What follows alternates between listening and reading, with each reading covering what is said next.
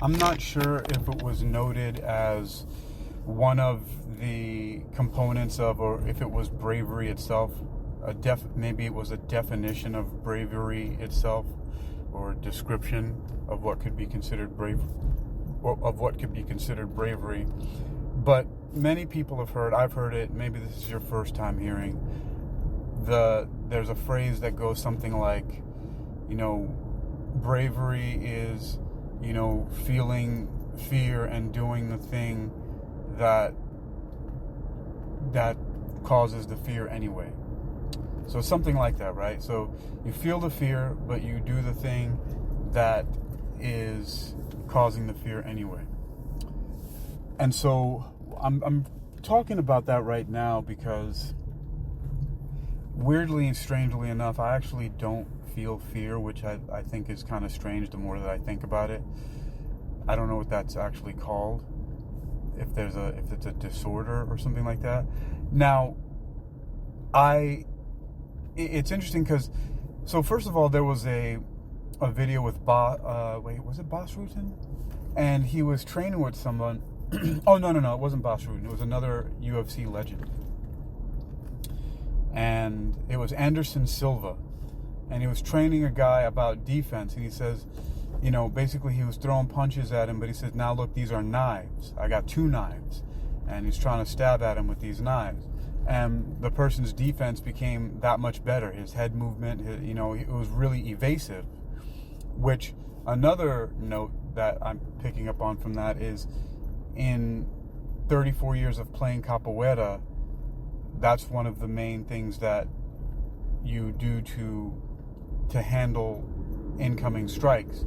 There's usually not a lot of blocking in capoeira. Now you do use and put up a guard, and it's always good to know how to guard and know how to even block and parry and things like that.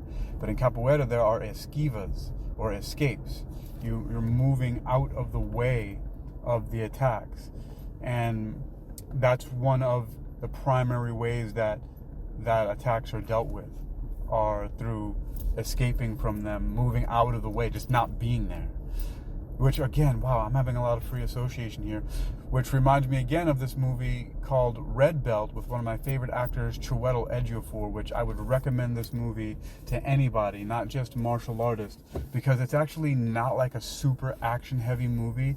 It's really like it's a drama. But for guys, I know that a lot of men out there kind of shy away from drama, but this is actually a really good, thrilling, I don't even know what category. It's a martial arts movie because it's based on jiu-jitsu. And the main character that's played by Chiwetel Ejiofor is named Mike Terry. And there's a scene in the movie that's related to the Anderson Silva. So there was this woman who, she suffered a trauma, and I'm doing my best, and the movie's been around for a while, but I still don't want to give it away because I don't think a lot of people have seen it, but I'm recommending that you do. And so this woman comes to him for training, and he says, I'm not going to touch you, but if you were to hold me, could I strike you? If you put your arms around me and held me, could I strike you? With your knees. If you turned your body slightly and grasped me, could I strike you from there? What? No.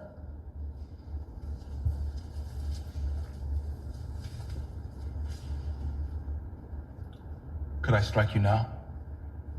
No. Where can I strike you? So he walked all the way back away from her, like 10 feet away, and now she's walking towards him.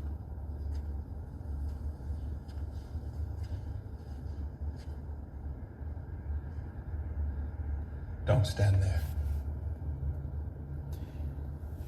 So that's capoeira. The essence of it, in a lot of ways, is just don't be there for the strike. And so this is, the idea. So I started off talking about how, one of the definitions of fear is, feeling the fear from whatever it is that's causing that feeling, but do it anyway. So it could be, in some cases, and this is mostly, let's just say, executive things, things in business and professional. There's a lot of people. Let's look at something that a lot of people are afraid of, for example, like public speaking, right? And one way to get over it is by practicing public speaking. Sometimes you do it in gradients. Some people just throw themselves into the fire, so to speak. But the whole idea is that, you're feeling fear about doing something, but you just do it anyway. And this is not, for dangerous physical feats. Some people can do it. Like, I'm a wild person. I've done those kind of things my whole life where I've just kind of, and I don't know if it's maybe because there may be something a little bit off with my head, off with your head. I don't know, with my thought processes in some ways sometimes. But I've always been somewhat of a daredevil, and like Evel Knievel, I even had an Evel Knievel styled bicycle that was painted like his motorcycle. But I don't feel fear, not in the same way that people do. I avoid certain things. So the reason why I was talking about, in Capoeira, the escapes and moving out of the way is because I understand that in order to prevail, I should not be struck, because that could cause problems. It could damage me, it could kill me, it could knock me out, basically take me out of commission, and I could lose the confrontation. And so, but it's not driven by fear. It's just driven by logic and necessity. But there are other things that I feel very strongly. I have a lot of very strong emotions about certain things. Mostly they fall into the categories of melancholy and sorrow, anger and rage. And then there's just some sort of neutrality, and then around some women, I feel elation and just very happy to see certain people, like how you see dogs, how they just want to wag their tail and they're just so happy. But not everybody. Most people I just, in general, avoid. But that's, I don't know what that is. So anyway, so I don't really need to wax philosophical about my own mental makeup right now, except for there is another thing that I'm talking about feeling that I'm addressing here, and it's related to how some people fear, because it could be something similar, and it's about getting things done. It's about being efficient. It's about progress, and so I do feel overwhelmed by a lot of things because I have a very rapid thought process and a vivid imagination. And so, like, for example, currently, I don't know how it happened, but something simultaneously, like around the time when I started uploading my podcast to YouTube, and I think I might have signed up for some other service where I get podcast guests. But if I just look at my email right now, for example, I have several emails. It says managing finance should be a piece of cake is one of the, hi Hakeem, thank you for your reply. Another person, pet cancer, functional health, what's changed? Hey Hakeem, your latest episode on how so-and-so, right? 'Cause I'm not clicking on them right now. I'm just looking at what I can see in the list of emails here. Somebody else.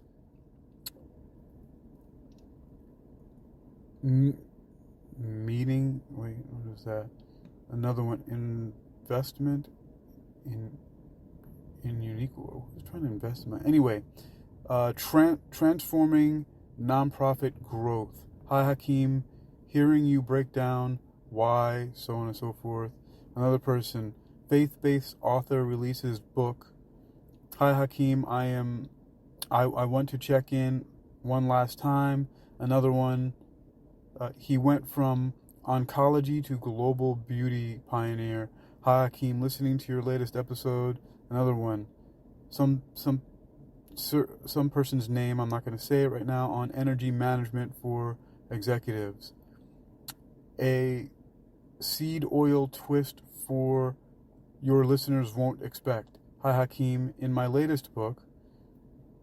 So anyway, I could go on. There's a couple dozen of these, and I'm not sure if a lot of the stuff, because one guy actually called me. I responded to one of the emails, and a guy actually called me and left a voice message. So I know that they're real people, and this is a real service, and my podcasts get a crazy amount of downloads.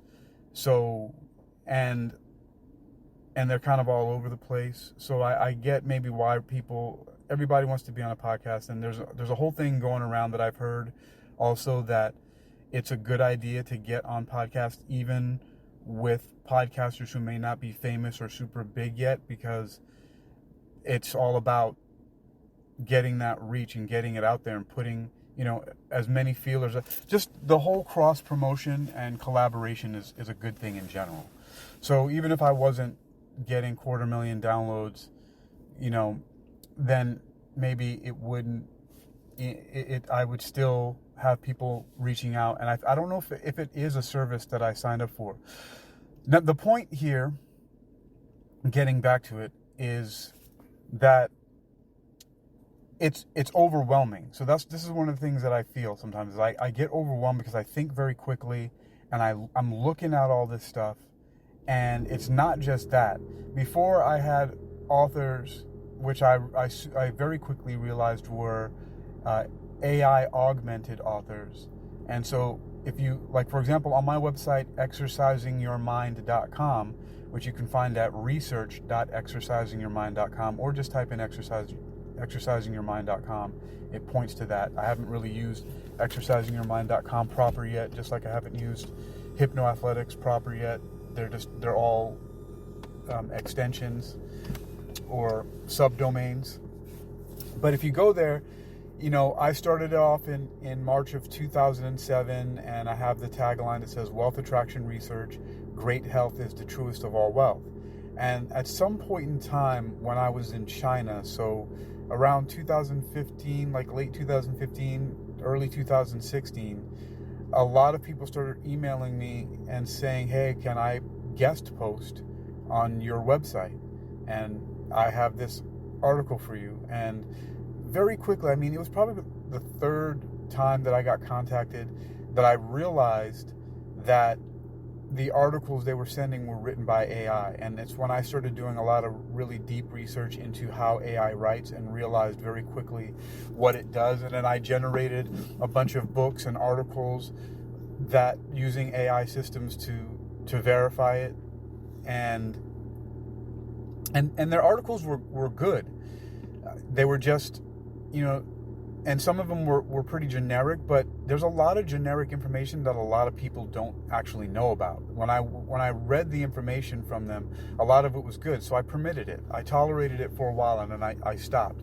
But why I'm going there is because I would get a whole bunch of those, and lately, so maybe about a month or two ago, or late last year, I just stopped responding to them because it was just too many. They were just all coming at me, and I realized part of it was there's probably some system that they have that's monitoring my websites when I publish things, and so they see I'm active and I'm putting a lot of stuff out, and so then they've been tailoring with AI articles that kind of match the stuff that's been on my site. So if you go to research.exercisingyourmind.com, you'll see there's a whole bunch of authors there, and I even did a podcast about it that was called something like "How to Get Authors to Beg You to Post Blogs on Your Site," or something like that. I know that I did it on when I was a wisdom top mentor, and then when it became Noom Vibe, I was a top coach for a while.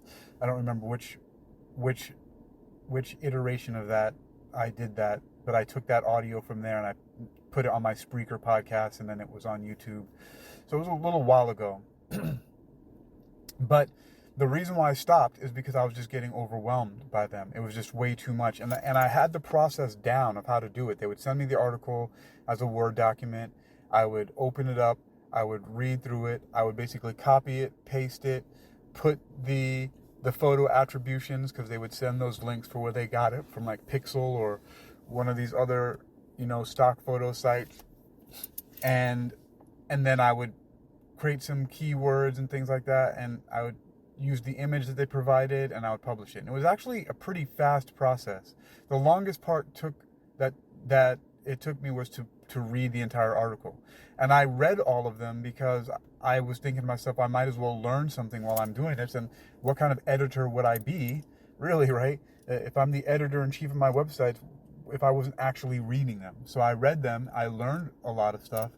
But the point about it is that it was getting overwhelming. So overwhelm is something that I feel. And so I've taken a long path to what I'm saying here, but what's related to fear is that I also get overwhelmed to the point where I just don't want to do anything anymore. And this is the case that it happened. But in the case with these bloggers, it wasn't serving me anymore. I didn't want to do it, especially because I found a way to accelerate my writing on my own. Because the reason why I even accepted those authors in the first place is because there wasn't content going on my sites how it used to be. When I first started hypnoathletics.com back in 2006, so it's been online for over 20 years, eym.hypnoathletics.com, and the EYM are the initials for Exercising Your Mind, which, as I said before, exercisingyourmind.com is the second domain that I registered and went online with, research.exercisingyourmind. So when I first started, I would just post a blog. I would write one every week. I don't know if at first I went on a little marathon and I probably was writing one every day, because I really just I didn't want my website to just have nothing on there.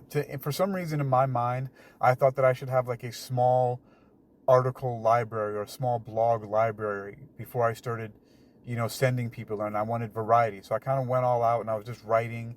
And the way that I would write is I would simply go online. I would open up it was called Quick Blogcast, and I would simply just open up the software, and while it was live online, which usually I'm guessing from what I've heard some people do, I've never really listened to it, but I'm guessing this is one of the best practices that people do, is they would write it first in a Word document or some other document, then they would copy and paste or upload it somehow to the site after it's finished and edited.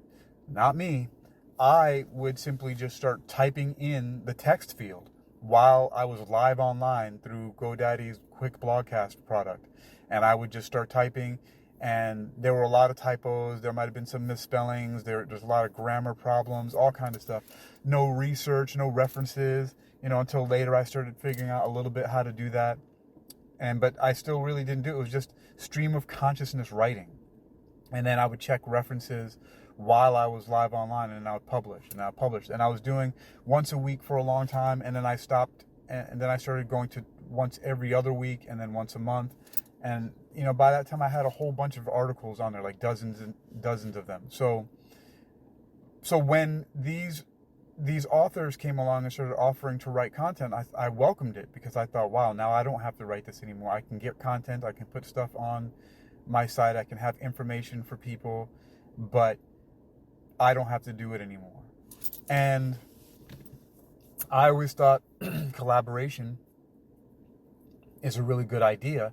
And it just, there's a whole thing about perception and image and the way people regard you. So when and I even framed it a little bit. Look, I have a whole stable of writers, and I even made a list of a bunch of them and put them, as contributors on a page that I had that showed contributing bloggers or guest writers or whatever, and I had a list, and it linked back to their websites.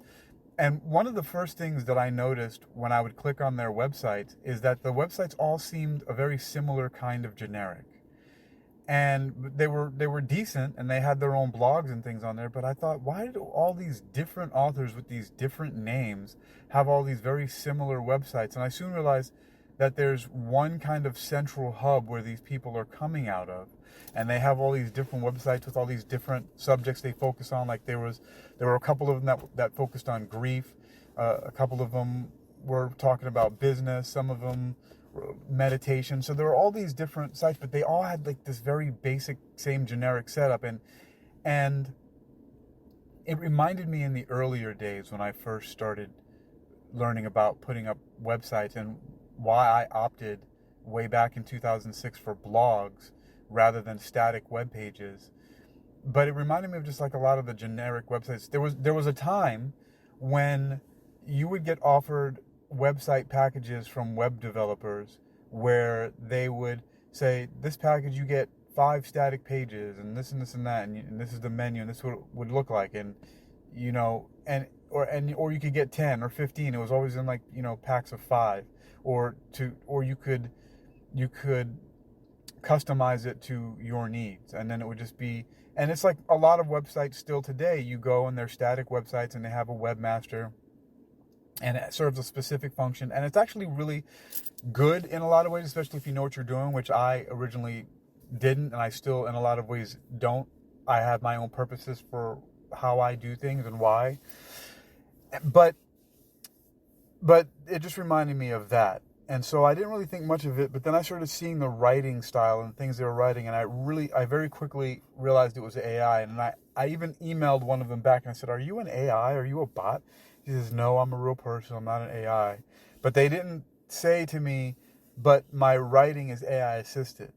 And I really quickly recognized that all of them were AI assisted authors, and I tolerated it for a while, like I said, and then I got overwhelmed and I stopped. And so it stopped serving that purpose of me getting content written for me, because now I have developed my own system using AI called DTS, which is dictation, transcription, summarization, in which I record my voice. So my stack, I'm just going to reveal it right here. I've done it several times before. But my AI stack in my mobile lab that I use is I record on Galaxy AI. Right now I'm still using the S24 Ultra. I'll probably upgrade when the thing is going to fall into pieces or whatever, because it still works fine. But I'm using the S24 Ultra, and it has Galaxy Voice Recorder, which has Galaxy AI, which is now being integrated with Google Gemini, interestingly enough. But the transcripts that the Galaxy AI provide are terrible. I mean, they're pretty bad. They get a lot of things wrong. It always gets my name spelled wrong. For some reason, I don't know why that is such a problem. The database is not being updated, and various other things it hears for some reason. But it's passable. It's workable enough. And I used to use the summarization tool for Galaxy AI, but I stopped. It was an extra step, because DeepSeek R1 is the next step in my stack, and I just copy. First I label the speaker label, because usually it comes with a speaker label that says speaker 1. And sometimes I've recorded actually a lot of podcasts where I would be talking to Google Gemini. So, you know, Google Gemini has a voice avatar that you can speak to, and I would record that, so it would have speaker labels, speaker 1, speaker 2. So now what I do is I just change the name, and I put Dr. Hakeem Ali-Bocas Alexander, PhD. I put both the doctor on the front and the PhD on the end. And this is so that the AI system can identify who the speaker is. And oftentimes I will simply copy and paste the transcript with my name and the speaker label directly into DeepSeek without giving it any instructions, and let DeepSeek figure out what I want. And usually it summarizes or does something similar to an executive summary, or says, you know, thank you for providing, or this is an intense, or this is a deeply philosophical, you know, conversation or transcript from Dr. Hakeem Alexander, and then it breaks it down and talks about key points and does several things with it, and then I will give it a prompt. I also have a prepackaged prompt. But this is the dictation, transcription, summarization method, where I dictate, I'm speaking, and to the recorder, then I have it transcribed, and then I send it to DeepSeek, and it summarizes it, and that's how I generate text now and descriptions, is that it's based on my own voice.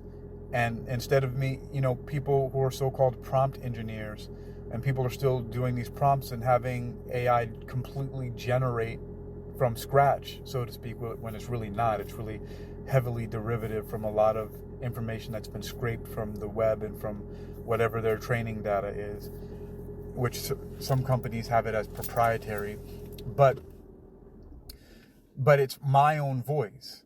And I actually just released a podcast about this, about how it's actually a benefit that AI is sycophantic, because if you want to use a method like the dictation, transcription, summarization method that I've developed, which is really just very descriptive, right? I'm dictating, I'm transcribing, and I'm summarizing, then you want the AI to be sycophantic and to not argue with you, because it'll reproduce what you say faithfully.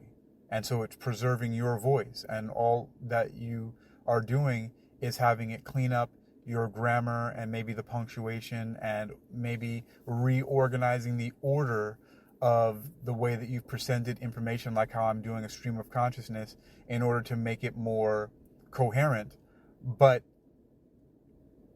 it's not even necessary, because if you're going to keep the recording linear, then really the AI description is just going to help make bullet points and direct the reader, who may be the kind of person who's going to read the description first before they dive into the recording, so they know what to expect. And so and then sometimes I create articles or blogs or other posts and things like that, and other information, other metadata, and other information derived from me speaking. Like this recording that you're listening to now is going to have data that is derived directly from what I'm saying. And it's going to go on this whole journey with me about how I just free associated my way through this whole thing that started off with me talking about feeling fear and doing the thing that you fear anyway. And then what I've done is I've linked that to my feeling of overwhelm. And I just simply gave some examples of overwhelm after I talked about how I don't feel fear, but I do know how to evade and escape things out of logic and necessity, right? And then, and I gave the examples about why, I was overwhelmed, and because of just too much, right? And I'm also I have a very vivid imagination, and I have a lot of things going on in my head at once. And it's almost like there are, 27 people in my head, and they're all pulling me in all these different directions. Write this song, rap these lyrics, play this riff, do this kick and punch combination, learn how to do this submission, read this book, look at this new instrument, write this article, record this podcast, make this video, and it's all this stuff that just constantly I'm being bombarded with all of this stuff. And so it can get overwhelming, because sometimes I just don't know where, what to do. The other day, every time I go into my storage, for example, I have a bunch of books and a lot of stuff in there, and I'll just be going through things and moving stuff around, and I'll see a book, and the next thing you know, it ends up in my car. I just recently put 2 other musical instruments in my car when I've already had a guitar and a keyboard, and there's a harmonica in here somewhere. And then I bought a book, like a world atlas. It's just, and then there's already a crate of books on my front seat. See, I'm even just talking about this, but this is the point. This is the point that I've been getting to this whole time, because what I'm getting at here is actually really very meta in the situation that you're experiencing right now, 29 minutes in here, almost 30 minutes in here, is that I feel the overwhelm, but I do something anyway. And so I'm actually using the overwhelm of all these different things that I have to do and that I want to do, right? And instead of just burning out and just not doing anything, I just chose one. I chose one thing to do. And that is to record this podcast about how I get stuff done anyway by picking one thing and doing it, even though there are a dozen other things that I would like to get done or I think would be beneficial to getting the message out there, and so on and so forth. Like, one of the things that I've been doing is I've been recording, and I've been going out to this park every Thursday at least. There's been a couple times I've gone out there on other days, but there's a park by a place called Waring's Gym on the corner of 18th Street and Cypress spelled Cypress, which is across the street from a cafe called Badass Coffee of Hawaii here in Virginia Beach.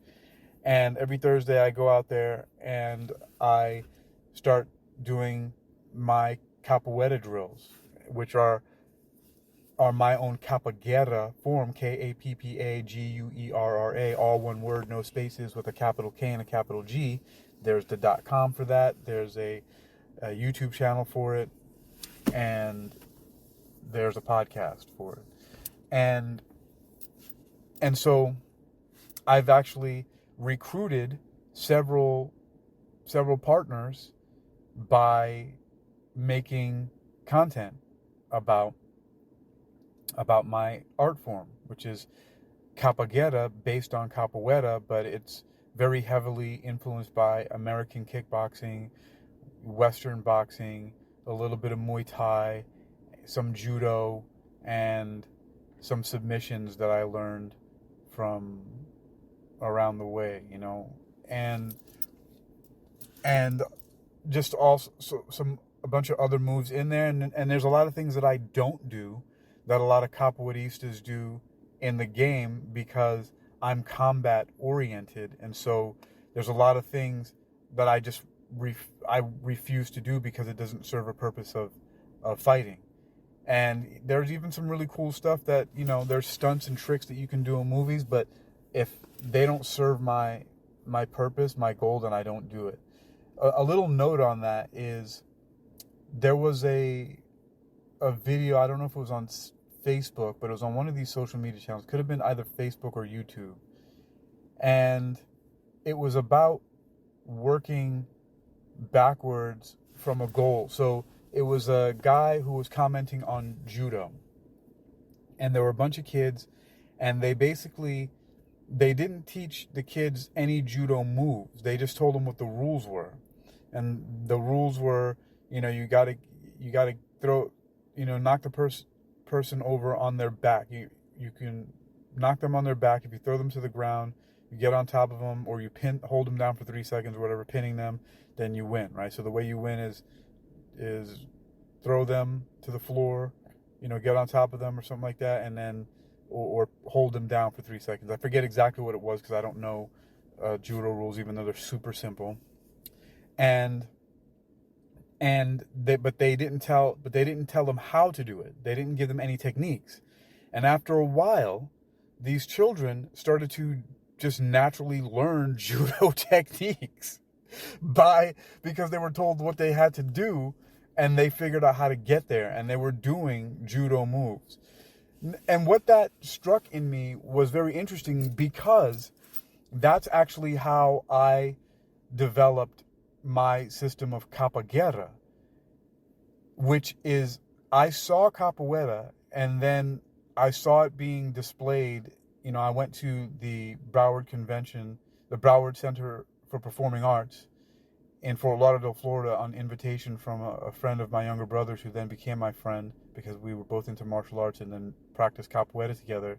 And I saw Mestre Gelon Vieira doing it, and I forget what the guy's name is, but he had a really cool, very African-esque or some kind of exotic name like Lumbumbu or Bobo or something like that. It was really cool.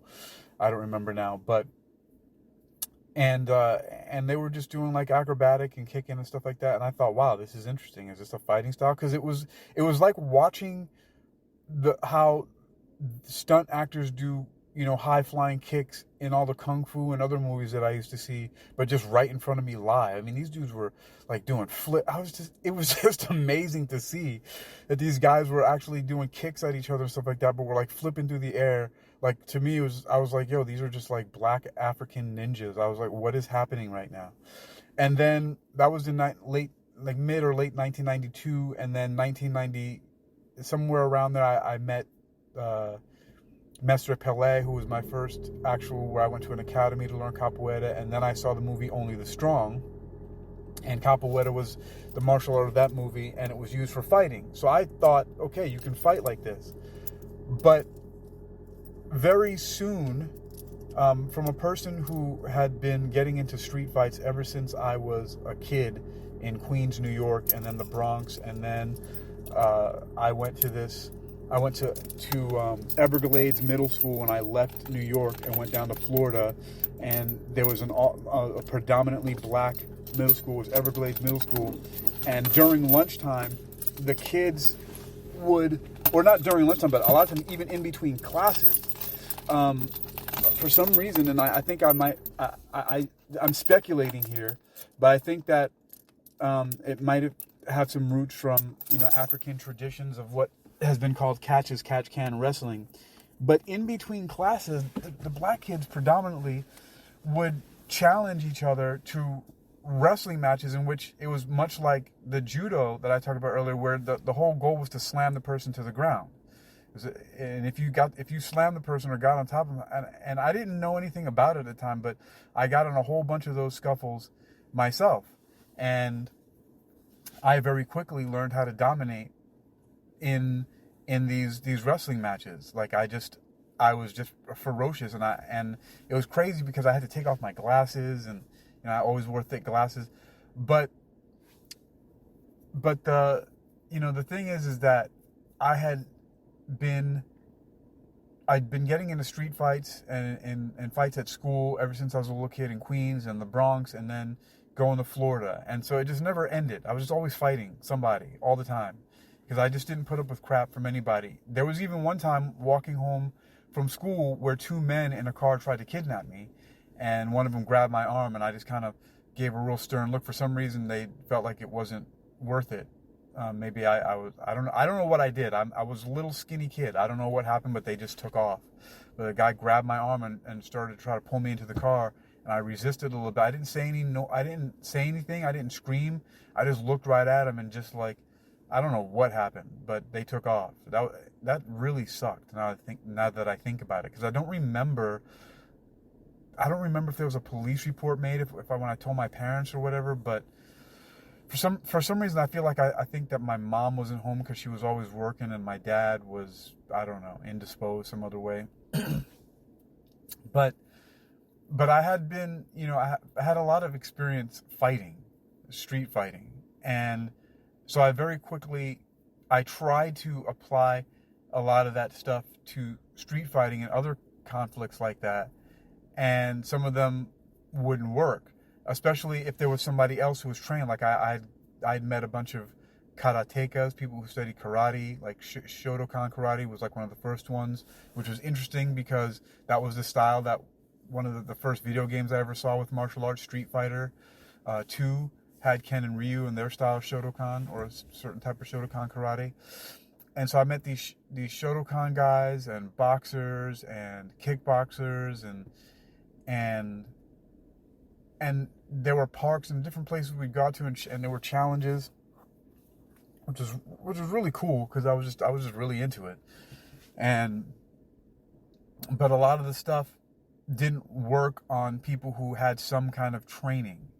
So I had to alter what I was doing. I didn't realize that this conversation was going to turn into a martial arts conversation, but I think all of my conversations eventually will. Everything's converging to this point where I've realized that all the channels that I have, all the podcasts, everything, there's really one main theme, which is healthy living and self-defense. And self-defense, a big part of that is martial arts, but in general, healthy living is a form of self-defense. But I digress. But so I quickly had to adapt. Still using capoeira as a frame, but I had to learn a lot of things, and I had to modify my perspective. Not even because some people thought that the Jenga wouldn't be useful and it made you vulnerable or predictable, but there's a lot of stutter stepping that you can do, and it's also very useful to learn how to become ambidextrous, to be able to learn how to fight from southpaw and orthodox. And I I had learned about ambidexterity a long time ago, especially since the guy Jose who introduced me to capoeira, he was left-handed, and we had these competitions about if we could write better with our subdominant hand. And I use that term subdominant very intentionally because a lot of people say my weaker hand or whatever. And so I learned to practice all the kicks and movements equally on the left and the right side, even though it's still really unbalanced. Even today when I was stretching after my training session at the park, I really definitely felt that my left side is a lot tighter than the right, and so I'm focusing more on opening that up a little bit. But so I quickly had to modify it, and so I had to modify and learn, okay, why am I doing this? What's my intention here? And so I had to learn, okay, the Jenga is not just, it doesn't just look cool. What am I doing with it? Well, I realized that it was a good way to learn footwork, to how to set up different kicks. So it was like a very good like base pattern to learn where to place your feet. And I learned that a lot of different kicks came from the Jenga position. So there was just a lot of, like, I mean, you could do almost any kick from just two positions and just modifications of them. Like I just learned very quickly, at least for me, that most kicks were set up the same. Like there's a way, and I even learned how to use it to be deceptive, because there's one way where you slide one foot where you're facing a person to the side. You can do a side kick from there. You can do a cachada, which is an outside crescent kick. You can do you can go into a spinning back. Anyway, the whole point is that there's just one base movement from the Jenga that you can just launch a whole bunch of kicks. And you can also do it in a very unpredictable way. And you can also do it in a way where you can psych people out and all these different things. So I had to start learning that. And then I also learned that the cartwheels and certain other things, I learned which things I could actually attack with and actually get away with. Like I actually learned, believe it or not, that a cartwheel actually is a really good kick when done in the right way. And there's modifications on how high in the air your legs are above your head or how low, and just that same motion, that swinging motion, how it can be used for so many things. It can be used for sweeps to knock people off their feet. I mean, there's so many different variations on the cartwheel, variations on the macaco or the monkey flip. There are variations on the rasteira, the sweep. There's so many things that you just vary it and modify it, and eventually it becomes, you learn how to make things more and more combat effective for you. And the thing is that for each individual, there are people who learn how to use things for themselves because they have the timing, they have the body type, so on and so forth. And so certain styles, if you will, work for other people that may not work for somebody else. So now this is part of this discussion about how you can turn something, it's like hacking, right? That may not serve the purpose that you want to, but you can find a way to make it do so. And just like the overwhelm, I found a way to just, instead of trying to do all of them or even make a list, oh, this is taking priority and this one is more important. No, instead I just do one thing. I just say to myself, you know what? I'm just going to do one. And when I'm done with that, then I'll find another one, but I'm just going to do one at a time. And I know it sounds so simple, and I know that there are time management people or other people who talk about organization and time management and efficiency, and they might know all this. But, you know, I've had to come to these conclusions on my own, and there are also a lot of systemic and societal reasons for also why there's certain things that I'm a late bloomer in, but I'm also resilient and I don't ever give up. So I just keep going and learning and learning and learning. And even though I sometimes have to learn the long and hard way, I'm still just doing it anyway. But this is the conclusion that I've come to. And again, this is very meta because the fact that I'm making this recording that has now been, how long? 44 minutes, almost 45 minutes. is an example of putting this into action. And so it might seem a little bit abstract, but fear and overwhelm are very similar in the fact that you can experience them both and still do the thing that's causing them, or that it seems to be causing them. Because I really have an understanding that everything really comes from within us. It's almost like we're just looking for an excuse to feel something. You know, people, maybe that's why I don't feel fear, because I don't think there's any reasons for it. But I do feel overwhelmed because it's annoying. Because there's things that I want to do, but I also have the experience of being a lucid dreamer. And so in my lucid dreams, there's a certain point that I get to where not only do I know that I'm dreaming, but I can control everything. I just basically go on, I guess you could call it God mode, where I can fly at will, I can manifest things, I can change the shape of things. I basically can do whatever I want by thinking it, and it happens instantly. Whatever I want just happens instantly. And I just start self-generating, like in real time, whatever it is that I want to have happen. And I've been doing this for a very long time, for 45 years. Yeah, a long time. I remember the first lucid dreaming experience I had when I was about 4 years old.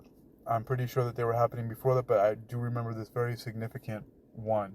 And I don't know why, but this is like a marker for me to remember that experience. And I've been doing it for a very long time. And for a while, I just kind of just let it be. And I never even, it was actually a long time where I never even had a name for it. I didn't even really know what it was. I just knew that I did that. And then somehow, somewhere talking to people, they said, oh, that's lucid dreaming. You can do that. I thought it was just a myth.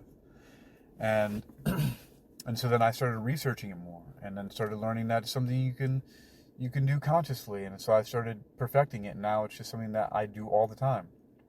And so I can basically do whatever I want. But because of the fact that I've had this experience almost my entire life, it's spilled over into my waking experience to where I don't have very much patience for things.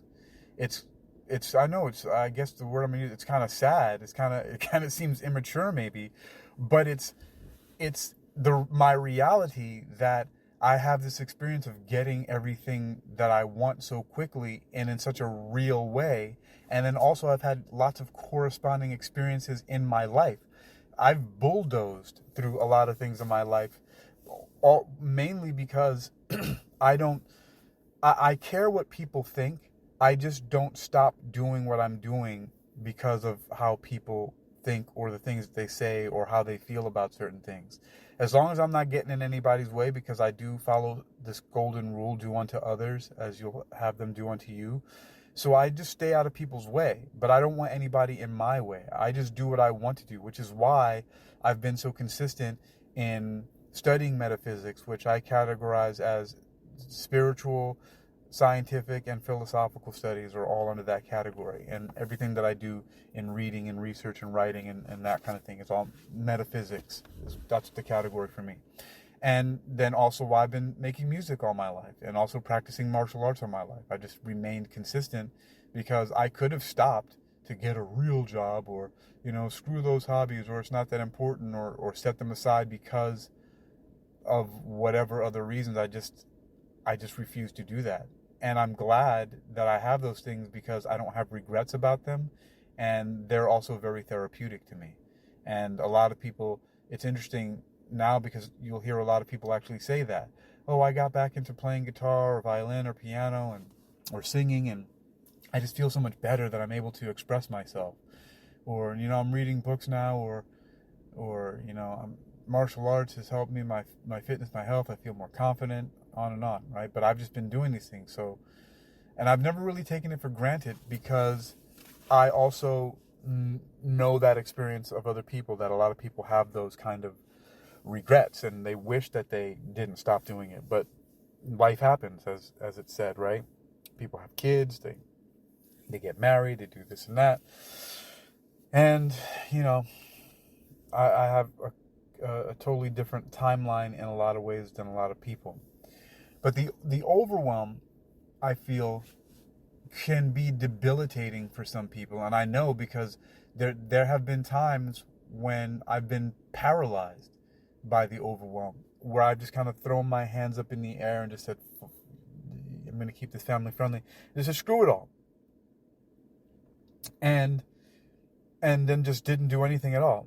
And sometimes there's a time for that. I've actually been doing that a little bit more now, where I'm sacrificing what I might think is all this late night productivity. Like it's, right now it's actually 12 minutes past midnight, and I'm going to actually go to sleep pretty soon because I want to get up earlier. I like getting up earlier. I always just tend to fare much better when I do that. So that's what I'm going to do. And so I've instead just been saying, you know what? I'm just going to watch a couple of episodes of The Big Bang Theory or whatever, or a movie, and then, and just feel okay about doing nothing. Because I'm so active throughout the day, earning money or thinking about something deeply, or publishing something, or writing something, or playing music, or practicing martial arts. So I'm always doing something. So, I've realized that, sometimes just don't. There's actually, you should actually do that sometimes. And it's at the time when I don't need to be that active anyway, because I'm just winding down to go to sleep and rest. So to me, it's just part of my winding down process. So, and it's also just another way of me being efficient. So, but the overwhelm, would trigger that. And I would say it would trigger it in a way that was, what am I looking for? Non-permitted, unexpected. Now, those aren't the words that I'm looking for. That unwanted, that's not really, that doesn't fit it. It should come to me, but it's disruptive is what it is. And so it's kind of in a way like burnout, but it's an acute form of burnout. So whereas burnout usually just somebody, might be, where actually I did this once. I worked 40 something days in a row doing security at this one bar without a single break. It was crazy. It was bananas. Until I finally, was it 40 or was it more than that? I remember it was some crazy long time where I just didn't have any days off, and I just kept on, volunteering to do it. I had a mission, I had a goal. I had been back in the United States for probably maybe a year or less, and I wanted to get a car. So, but there's that kind of burnout where you're just doing something for a long time, months, year, and then finally you're just like, I can't take it anymore. Physically, you just shut down, and it's not something that involuntary. That's the word I was looking for. So it's an involuntary shutdown, burnout, and so overwhelm for me sometimes causes an involuntary acute burnout. So I pause because I'm always thinking of acronyms. IAB, EAB, or it would be acute involuntary burnout. IAB, I don't know. Okay, so, but now I manage it, and instead of feeling useless, which is my own personal perspective, because I didn't get anything done, because I just let myself suffer this acute burnout, I just choose one thing and I do it. And then I also am not bashful or reluctant about it either. Like, for example, I've been speaking now, it's coming up to an hour, and I'm not going to edit it. I'm not going to scrap it. I'm going to publish it. I'm not holding back. It's just like, okay, I did this, and maybe I wasn't very coherent in my presentation. Maybe I beat around the bush about a lot of things.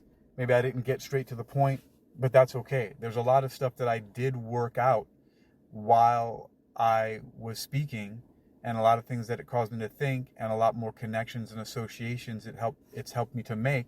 And so part of this journey of creating content, I often look at it sort of like a captain's log, like from Star Trek, where I am documenting my thought processes in a lot of things.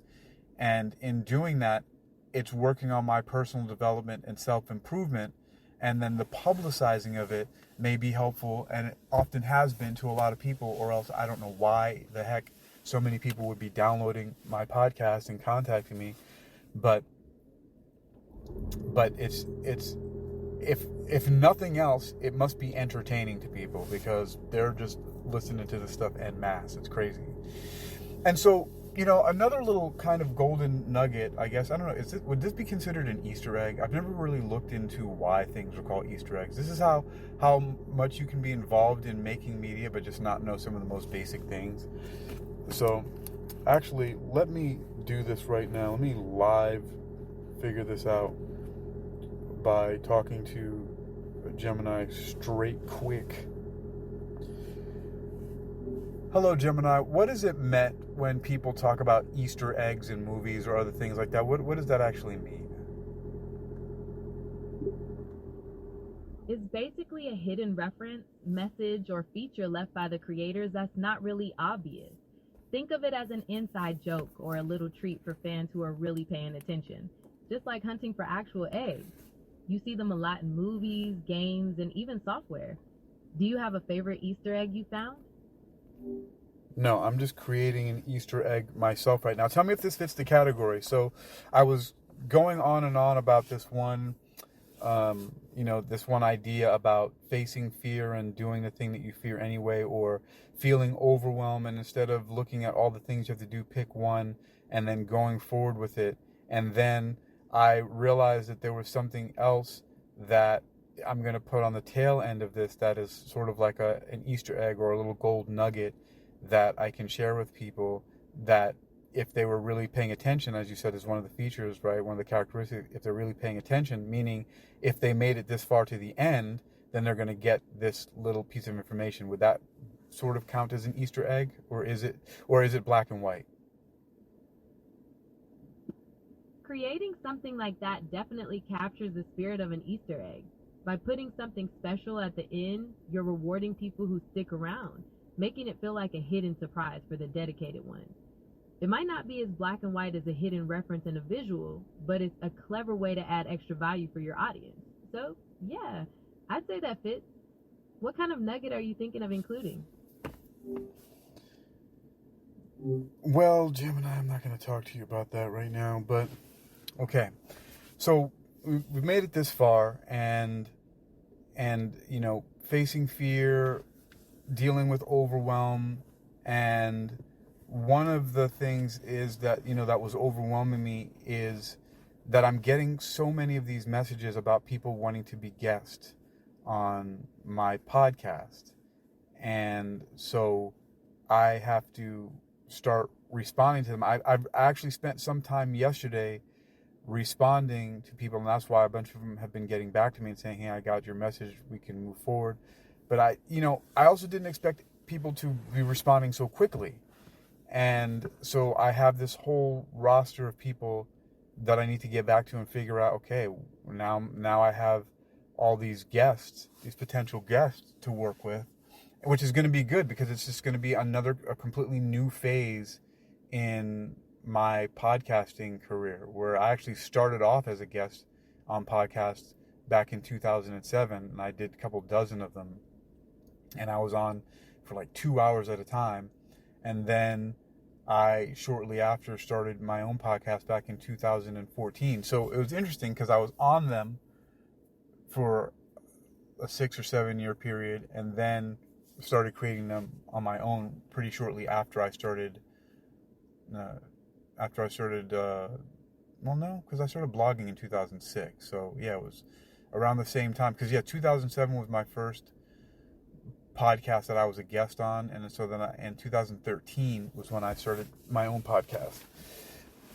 I might have even done it earlier, actually, but nothing like And the company that I was doing it with was Blog Talk Radio, and Blog Talk Radio was it bought up, acquired by Spreaker, which is the podcasting company that I use and I have been using since 2014, and they also are affiliated with, or they acquired iHeartRadio. I don't know how that works. I didn't really look into that too much. I just know that I really like what they do. I've tried other podcasting software. This one just seems to be the best for me, and so when I find something that works, then I stick with it. And so, and now the thing here that is really interesting and maybe really useful is that, first of all, what's going on here? Hold on.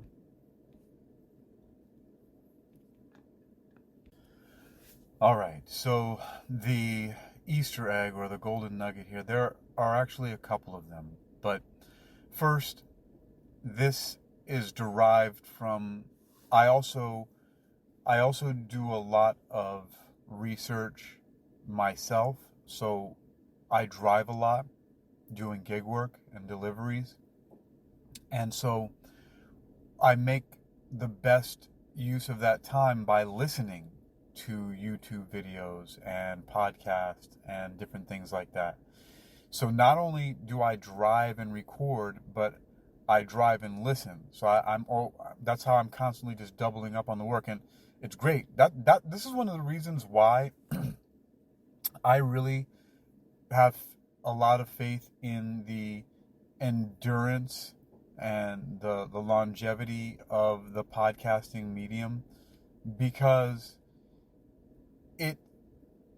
and I'm talking about audio only podcasts, because there's an issue that comes up with, for example, the video podcast, right? Which I don't know. I just that's a talk show to me. We've already had those, okay? So it's not like, I don't know why they're called audio podcasts. They're talk shows. If you're on video, because a lot of times you have people talking on there and they're speaking and playing to the camera, and then they're also talking about things, and then they have to make these announcements to say, oh, well, for the people at home, you know, who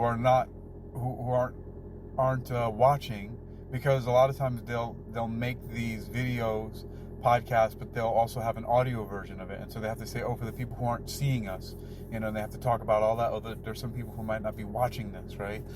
So in avoiding all of that, right, an audio only podcast, when you restrict yourself to that, you can be creative in that medium, in the audio only medium. It's speaking, so people are just listening, right?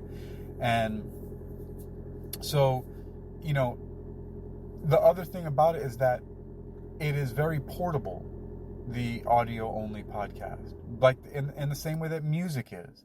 You can listen to music while you're driving, while you're working out, while you're walking.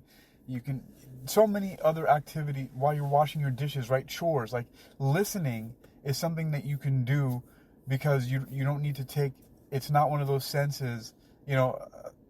There's a few instances where it's dangerous to be listening exclusively to something, but you understand what I'm saying. It's different than having to keep your eyes on something. You're not going to be watching a movie, every moment of a movie, while you're driving, right? It's just dumb.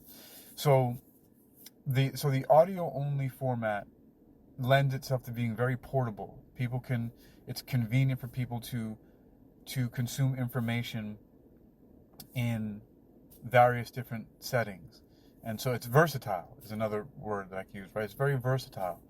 And I really enjoy the medium, and I've even gone as far as to say that you can actually learn martial arts by listening, and I have very good reasons for that, being a martial artist for at least 4 decades now, and learning how to transmit knowledge and teach and different things like that, and understanding that there are certain aspects that you need to learn, and you can learn by listening to it. And there's so much information out there, but so I learn a lot. And the golden nugget here, some of the Easter eggs, one of them that I've been hearing a lot, I listen to Gary Vaynerchuk, also known as Gary V. And the other day he had a podcast where he said he was going to put out 412 pieces of content in one day under various different handles. And he often tells people that they have to post every single day consistently, 2 or 3 pieces of content every single day. And it's very difficult. And he's mostly talking about verticals and testing thumbnails and carousels. And it's got to be on Instagram, and it's got to be on Facebook, and it's got to be on LinkedIn, and it's got to be on YouTube, and it's got to be on TikTok. And you get what I'm saying? All the social media, X, right? And a lot of people, and you'll hear him sometimes yelling and getting crazy when people say, I can't do it. It's like, well, then you really don't want to be successful. And so, and it's not doing it mean. It's just, he's got this way about him, which doesn't bother me at all. But I also know that I am not going to do everything exactly the way that he's doing it right now, especially because he's got teams. I mean, he was doing a lot of stuff before, but, you have to find a way to compromise and do it for yourself without burning out. Like, that's another thing, right? Is what I've been talking about in the first place.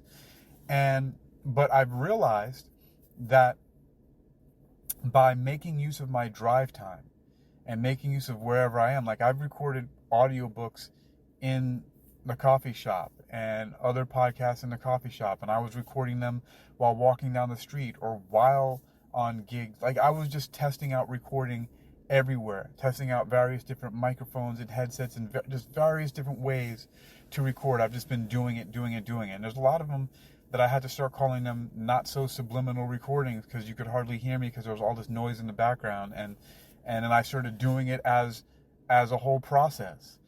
And so, but what I found is because he often talks about distribution, right? And I started to learn something, and something that I even noticed today, which is a benefit of these audio only, because I'm recording, and then I'm transcribing, and then I'm creating titles, descriptions, and tags, and I'm just slamming them out into my podcast. And so several things have been happening. One, all of a sudden, and especially because I've increased my distribution, because I had this idea that I was going to start manually uploading videos to YouTube that were basically me just taking audio that I recorded and putting it on a video of me in kickboxing in a heavy bag, which is something I've done already, where my sessions, the videos will be about 30 minutes long, and I would make sure I would confine some recording that I was making to 30 minutes, and then I would just slap it on a video, throw it on YouTube, and that way I would have the podcast on YouTube, and then I would link it back to Spreaker, because there was a time when Spreaker was automatically uploading to YouTube, and then that stopped. And I guess it's because YouTube was preparing to now do their own podcasting, but fortunately they do it by RSS feed, so now I've just simply copied and pasted my RSS feed into my various different YouTube channels, and now it populates all of them and makes videos, and it's even better than it was before. So I'm digging it. So I've increased my distribution. Spreaker already has a content distribution center. It goes out to Spotify, to iHeartRadio, to, of course, it's Spreaker. It goes to Audible. It goes to Facebook, to X. It used to go to Tumblr, but it goes to Podchaser. It goes to GeoShavan in India. It goes to, various other places. I don't remember right. Oh, Apple. It goes to Apple. So as long as you set up, you connect your distribution center to all of these different places, you get some major distribution. So one of the things I started noticing is one, all these people are contacting me to be guests on my podcast. Why? Because I have massive distribution, and I've been doing more and more, because I actually realized, I didn't even know it before, but a lot, my distribution center, my distribution was not turned on for a lot of my podcasts. I actually had to go in and manually submit them again, because they weren't connected, like a whole bunch of them. And I have like 22 or 23 podcasts right now, and they weren't all connected to all the distribution, and I had to go do that myself. And there's still a few of them I think I need to check. So I got to go through them one by one before it gets out of control. But ever since I turned it on, that, in the combination with then getting them onto YouTube. I have 5 or 6 of them that are on YouTube now, in addition to all the other ones that I've already mentioned, plus there's more. Now I've been getting all these messages. But also, here's another interesting thing too, because I've been recruiting people into my Capoeira martial arts program by recording video and letting people visually see me jumping and flipping and flying around as a 48-year-old man who's still moving like I was when I was 19. Maybe even before that. Like, I'm still doing the same moves. I'm not really that much faster or slower. I can't really tell. I mean, there's certain things that I feel, but I don't have like joint pain, or I don't have arthritis. I'm not stiff. Like, I don't need to rest anymore. It's like not a big deal. My nutrition is on point. And so, but I've noticed, like today I was texting a friend, and although I didn't hear back from her yet, but anyway, I was saying that because I was trying to figure out if she listens to or watches YouTube shorts or not, because I put up a YouTube short that was like a minute, and in like an hour it had like 1.3 thousand views. And then I put up another video that was a minute long, but I made it as a regular YouTube video, and it's been 12 days and it only had like 17 views. And I was like, what is that all about? But then as I was looking through, because on the Uniquilibrium YouTube channel, I was looking through all of the podcasts that I had previously recorded have been uploaded to YouTube, and some of them have no views, but some of them have 3. Some have 15, some have 20, some have this, that. So, but when you look at the accumulation of all that, it's getting out there. So this is distribution, this is reach, and this is part of what Gary Vaynerchuk was talking about. And somebody else was mentioning something about distribution, and oftentimes people will say, I have, collectively, I have 30 million followers across all social media channels. Some people have close to that many on one, but other people count their cumulative. I have this many followers on LinkedIn, blah, blah, blah, all the other ones, right? And so that's what is happening here, is I've mostly been getting the downloads by the thousands through Spreaker mainly, but it's also been distributed to Apple, to Amazon Audible, it used to be Google, but now to YouTube, which is still Google, to iHeart and Spotify. So those are some major ones, right? YouTube, Spotify, iHeart, Apple, Audible, right? Those are 5 big ones, and then also the other ones, Castbox, Podchaser. Podchaser is pretty significant. I actually really like it. It's Podchaser you should go check out. It's actually really good. I like the way they have it set up. And so, and then you can even claim your Podchaser profile and all that, but it's basically, and I've also linked 1 or 2 of my podcasts to my IMDb profile, which is also owned by Amazon, just as is Goodreads. And so I've learned to link all of these things and post on them as much as I can, but without burning myself out. And I'm starting to see, okay, well, maybe this video only has 15, and this other one only has 15, and this only one has 1, and this one has 3, and this one has 12, and this one has 1,000. That's cumulative exposure. And so by doing that, people are getting to know, like, and trust me, because I'm getting a lot of distribution. And so even though people might not be interested in everything that I'm putting out, I might not have like a diehard fan who just listens to everything that I put out there, but there are a lot of people listening to a little. So a lot of people are knowing, and then some of these people are going to know each other, and some of these people might talk to each other about what they heard, like, oh, he was talking about aliens. Well, he did this thing about distribution, so wow, he's into this, he's a musician too, martial art, blah, blah, blah. So it's I've cracked another little code for myself. Also, and here's another second, what Easter egg? I almost said goose egg. But because I was thinking of golden nuggets, and then that for some reason had me thinking about the goose that laid the golden egg. And isn't that something from like Jack and the Beanstalk? Okay, it's getting crazy here.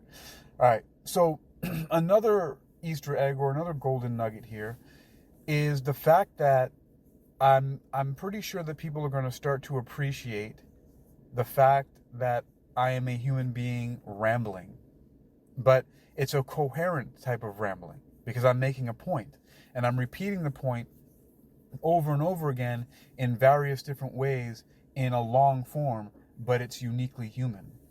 And, you know, another thing about Spreaker, and I wish, man, do they still have the affiliate system? I wish that there was still, I got to look into that because, you know, I keep talking about Spreaker and I've been with them for 12 years. So it's like I should probably figure out a way to also get compensated for the fact that I mentioned them so much and I think that they're so cool. So, but also, yeah, AI. I mean, there's a lot of that going on around. And it's definitely appreciated to have a human voice because there are a lot of AI channels out there that are just talking and talking and talking. And some of it is okay. But after a while, I start listening to things. I just tune out because I just think to myself, this is, I don't know, man. I don't completely trust it. Not that I think that AI is bad, just that it's just not really that good yet for that kind of thing. Like I don't know. There's something a little bit off about it. I'm not sure. I really like AI. Like I said, I'm using the Galaxy voice recorder, which is going to transcribe. Then I'm going to feed it to DeepSeek, and I'm going to create my title, my description, my tags, and I might even use an image from Google Gemini. But I think I'm going to stop actually doing that and just use. I have dozens, hundreds of pictures on my phone that I've taken here and there, and I don't care about having random pictures up on the YouTube channel as long as it's something that I've taken that's from a human, that's from the real world somewhere. So, and they might not look like they have anything to do with the podcast at all, but that doesn't matter. I mean, to me, it doesn't matter. Like I'm creating like this random art. Like this is it's documentary journalism. That's it, of autobiographical documentary journalism of a personal development and self-improvement journey that other people can benefit from, you know. And it all falls into the category of the first seed that was planted with my first website, which is Hypnoathletics is exercising your mind towards universal harmony and spiritual wisdom through healthy living and self-defense. That's what this is all about. So just a quick recap here. First, the gold nuggets were, one, by recording like this and getting them out there as quickly as possible and as many as possible and having a great distribution system, even though you may not have like one single piece of content that goes viral, you have a cumulative count all across, and that is going to start to fall back on itself. Like people are going to be finding me over and over again from different things, and then they're going to all of a sudden say, well, let me look more, and then it's going to start to grow the numbers on the ones that are already there that had low numbers. You know, people are going to start looking into the stuff that's on there from the past, and then when I'm talking about things like this, it's going to turn light bulbs on, and it's going to inspire people. Oh, I can do this. You know, Gary Vaynerchuk is saying doing all of this and all these different platforms. Well, I found one that distributes to all these different places. Now they're all audio only, but now YouTube is turning them into videos, even though it's a still image. But then I can focus on, I can make other videos, and I can make other short form videos for other platforms. And, you know, and I've been doing that for Instagram, TikTok, and I've made some YouTube shorts, and they perform well. You know, YouTube and Instagram, it's kind of, I don't know, there's a competition. TikTok is the least amount, but they're getting like a couple hundred, like 500 here and there, some a couple thousand. YouTube, you know, I've got one recently that has something like 900. Another one has like 50,000, you know, but it's the cumulative counts that really are making a difference, and that's really starting to basically create the outreach. And then also, so that's number one, is creating massive amounts of content. And number two is that because it's being created by me, a human, by simply talking, I'm speaking my content into existence, which is very simple to do. And I'm not relying on or waiting on other people. I'm not relying on having guests.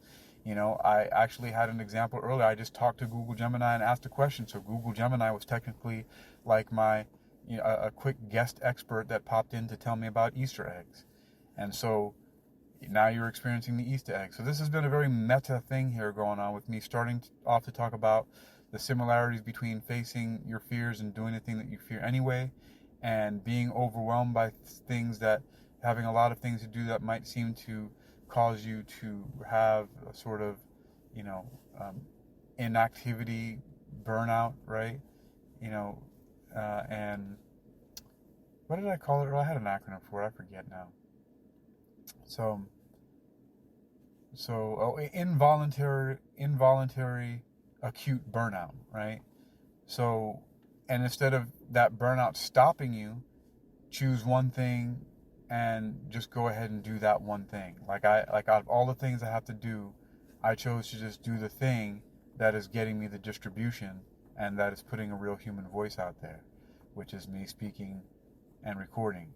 And I'll have to deal with the influx of all that other stuff later, because it's and now that gives me another idea. I'm going to go ahead and do a recording about the fact that I have a backlog of all these people asking to be guests on the show and what to do about it.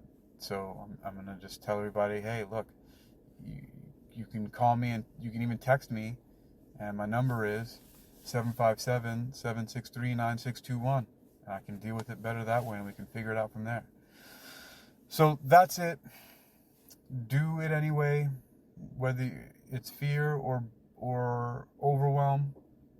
Do one thing, and for me, that one thing is to record one time, and it gets distributed to many places at once, and the mission's accomplished. Now, what is the mission for me?